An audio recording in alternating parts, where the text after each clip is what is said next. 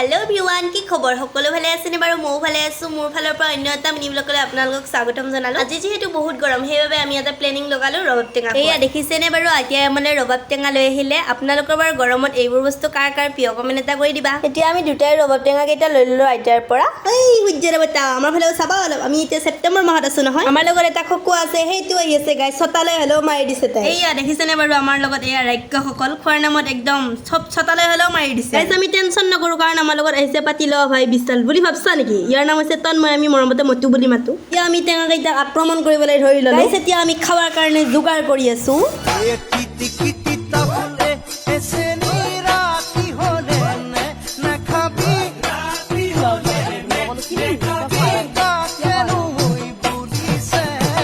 guys প্ৰত্যেকটো সময়তে আমাৰ লগত লগ হৈ থকা বৌ হৈছে পাহাৰী কিন্তু পাহাৰী নহয় নামেই পাহাৰী পাহাৰৰে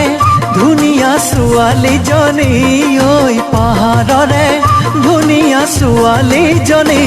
ঐ গনা পানী মই যদি তাই উদালি গাইস আমাৰ আজি ভিডিঅ'টো ইমানেই আছিলে যদি ভাল পালে লাইক কমেন্ট শ্বেয়াৰ কৰিবলৈ নাপাহৰিব আৰু যদি নেক্সট ভিডিঅ' লাগে কমেন্ট কৰিব